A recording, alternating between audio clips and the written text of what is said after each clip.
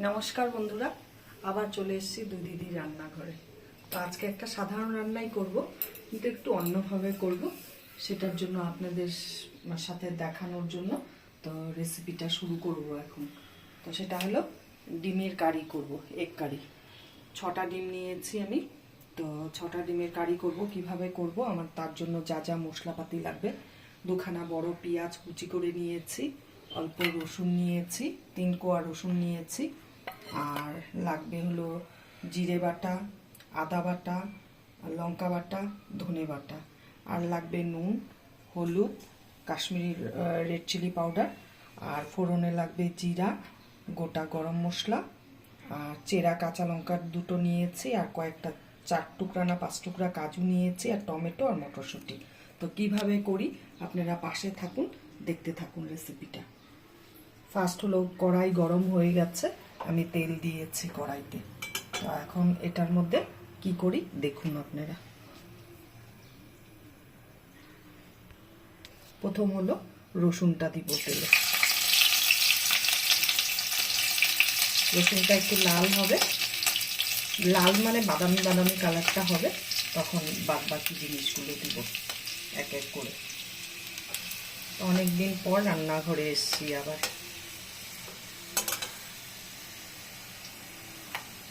আর ঠান্ডা ঠান্ডা ওয়েদার, তো ভাবলাম যে একটু কষা কষা করে ডিমের কারিটা করি, তাহলে ভালো লাগবে, ঠান্ডায় জমে যাবে খাওয়াটা। তো এখন দেব পেঁয়াজ।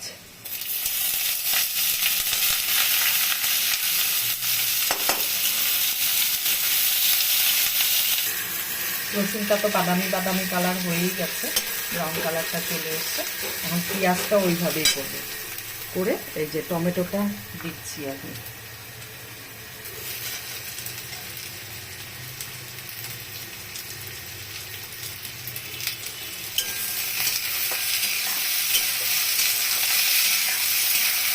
দিয়ে সুন্দর করে ভাজবো সব কিছু।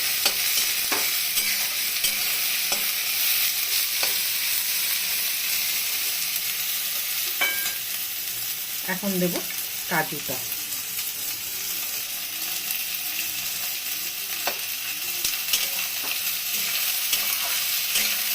একটু ঢাকা দিয়ে দিব, তাহলে সেটা মজে যাবে সেটা। টমেটোটা একটু ঢাকা দিব 1 সেকেন্ড, 1 মিনিটের জন্য। গ্যাসের আঁচটাকে এখন আমি কমিয়ে দিব। এখন আমি ঢাকাটা তুললাম, এতে করে অনেকটাই টমেটোটা মজে গেছে।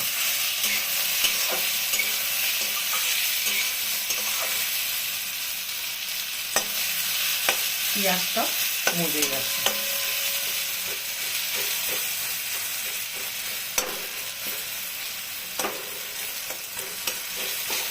এখন গ্যাসের আঁচটাকে বাড়িয়ে দিব।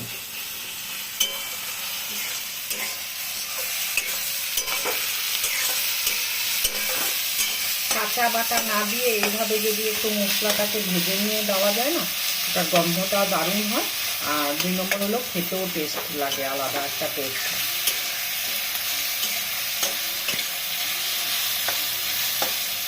এখন আমি ভাজা হয়ে গেছে, এখন আমি তুলে ফেলবো, মিক্সির জারটার মধ্যে তুলে রাখবো। একটু ঠান্ডা হলে পরে তারপরে আমি মিক্সি করবো, এটাকে মিক্সি করবো, পেস্ট করবো।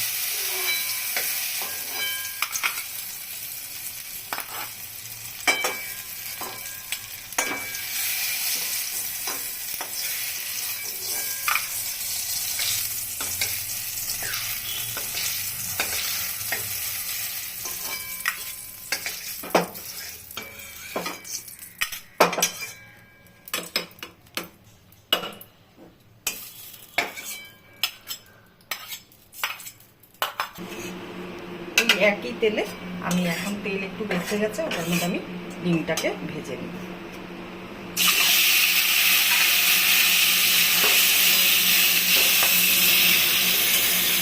ডিমটা এখন তুলে নিব, ডিমটা ভাজা হয়ে গেছে।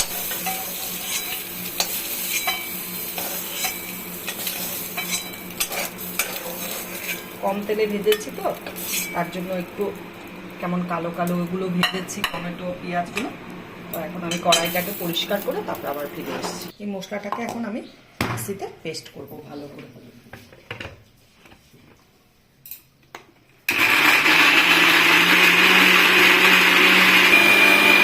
মশলা আমার হয়ে গেছে, মিক্সি অফ করে দিতে। এই যে একদম স্মুথ একটা মশলা করে নিলাম। গন্ধটা দারুণ বেরিয়েছে, ভেজে নিলে একটা দারুণ মশলার গন্ধ বেরোয়।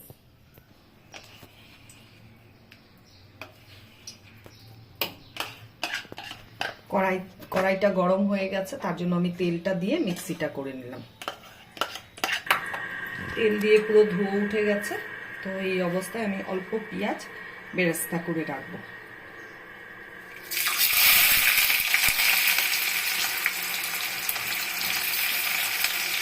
এইটুকুই লাগবে আমার।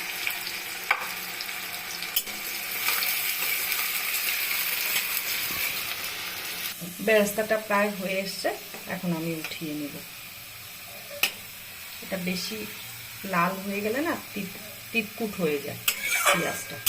এই অবস্থায় তুলে দিলে ঠিক আছে, ব্রাউনিশ ব্রাউনিশ কালারটা আসবে।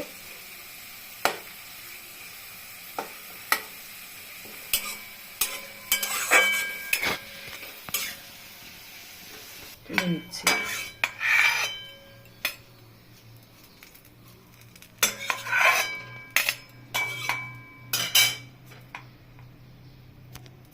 ফোড়নে গোটা জিরে আর এই যে 2 টুকরা দারচিনি আর 2টা এলাচ আমি দিচ্ছি। ওই একই তেলে রান্নাটা করব।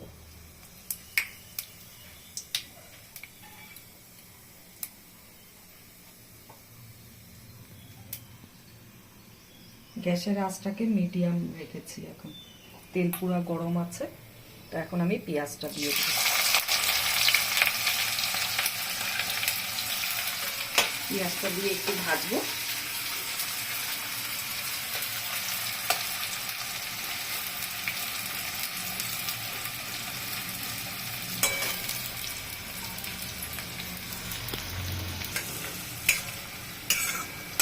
পেঁয়াজটা আমার ভাজা হয়ে গেছে, আর বেশি ভাজবো না। এখন আমি এই যে জিরা বাটা, আদা বাটা, ধনে বাটা, লঙ্কা বাটা সব দিয়ে দিচ্ছি এখানে, দিয়ে একটু নাড়াচাড়া করবো।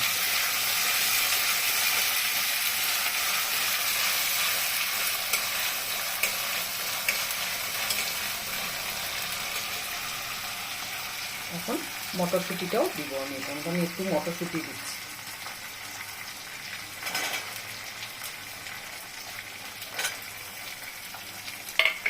আর দেব নুন, হলুদ আর কাশ্মীরি লঙ্কার গুঁড়ো, এই তিনটাও দিয়ে দিব। দিয়ে একটু নাড়াচাড়া করবো।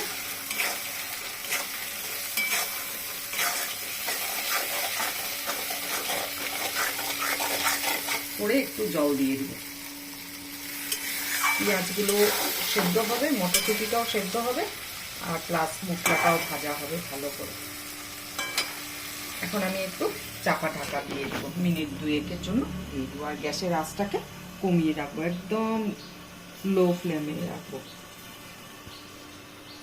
এখন আমি ঢাকাটা তুলবো। 2 মিনিট হয়ে গেছে।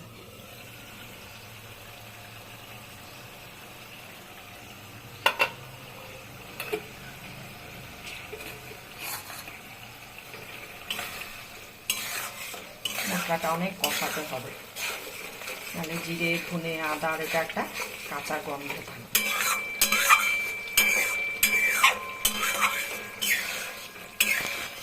আমি যেভাবে করলাম আপনারাও সেম পদ্ধতিতে করে খেয়ে দেখবেন, তারপরে আপনারা আমাকে কমেন্ট করে বলবেন। এটার সাথে যদি ফ্রাইড রাইস হয় ভালো লাগবে, জিরা রাইস, পোলাও, যাই হোক না কেন ভালো লাগবে। প্লাস লুচি, পরোটা সব কিছুর সাথেই ভালো লাগবে। এখন পেঁয়াজটা একদম মজে গেছে, ঢাকা দিয়েছিলাম বলে আরেকটু ঢাকা দিয়ে দিব। মটরশুঁটিগুলো সেদ্ধ হবে তো, আরেকটু ঢাকা দিয়ে দিব 2 মিনিটের জন্য। আবার 2 মিনিট হয়ে গেছে, এখন আমি ঢাকাটা তুলে নেব। মটরশুঁটিও সেদ্ধ হয়ে গেছে।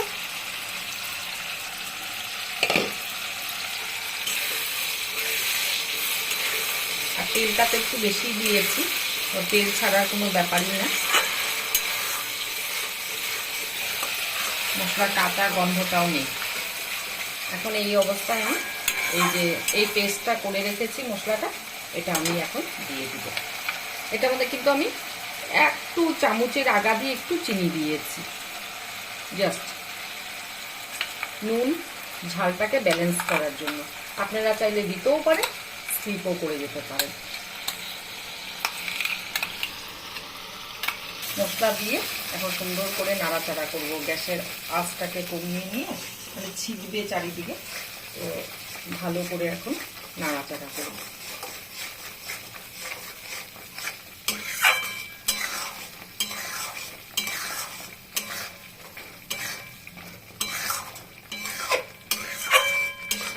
এখন আমি ঢেকে দিব, নাহলে ছিটবে এত, যার জন্য ঢেকে দিব। ঢেকে দিলে কি হবে, মশলাটা ছিটলেও এই ঢাকনাটার থাকবে। আর গ্যাসের আঁচটাকে মিডিয়াম করে দিব। এখন আমি ঢাকাটা তুলব। এতে করে কি হলো, ঢাকনার মধ্যে যেটুকু ছিটলো আর বাইরে মশলাটা আসলো না। ঠিক আছে, তেল ছেড়ে দিয়েছে মশলার গা দিয়ে। মশলা কষানো হয়ে গেছে। এখন আমি এই মশলা ধোয়া বাটিটা দিয়ে জল দেব।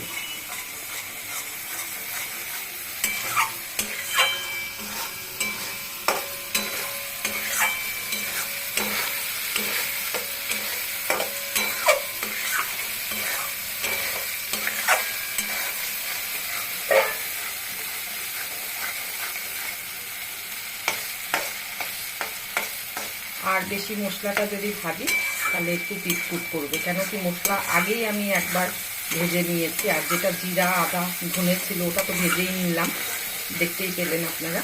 তো এখন আমি জল দিয়ে দিব। মশলা গা দিয়ে পুরো তেল বেরিয়ে গেছে। এই অবস্থায় আমি জল দিব। এখন এটা একদম মাখো মাখো হবে। এখন গ্যাসের আঁচটাকে পুরো বাড়ানো থাকবে, ভালো করে একদম ঝোলটা ফুটবে টকবকে। তারপরে ডিমটা দেবো আমি। ঝোলটা ফুটা শুরু হয়ে গেছে টকবকে। এখন আমি এই অবস্থা একটু গরম মশলার গুঁড়ো অ্যাড করবো এটার মধ্যে। সবাই লাস্টে দেয়, আমি এখন দিচ্ছি। ঝোলের মধ্যে দিলে কি হবে, ফ্লেভারটা ভালো আসবে। লাস্টে অল্প বাটার দেব। এই কিউবটা যেটা আছে এটার মধ্যে এটাই দিয়ে দিব পুরো। এখন আমি ডিমগুলো দিচ্ছি।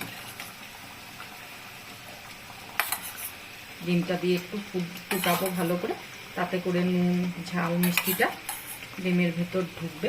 কেন ডিমটা তো ভালো করে চিড়ে নিয়েছি, এই যে সুন্দর করে চিড়ে নিয়েছি 4-5টা।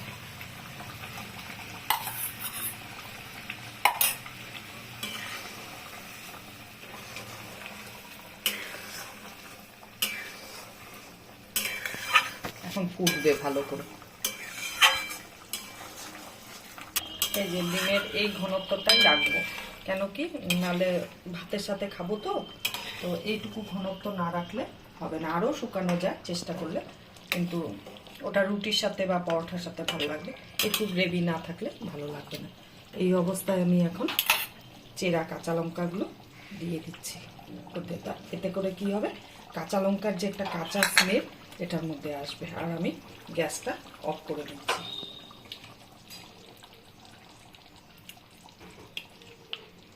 বাটারটাও দিয়ে দিচ্ছি মাঝখানে।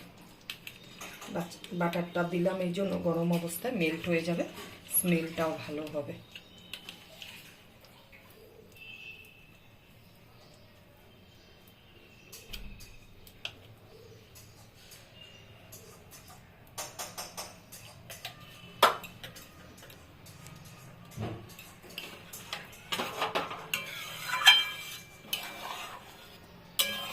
এখন আমি নামিয়ে নিচ্ছি, তারপরে আপনাদেরকে ফিনিশিংটা দেখাচ্ছি।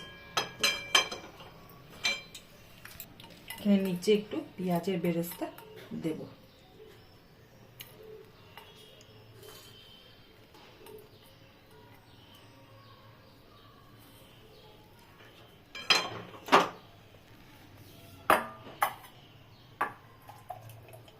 এখন উপর থেকে আমি একটু বেরেস্তা দিয়ে দিচ্ছি, বাকি যেটুকুনি ছিল।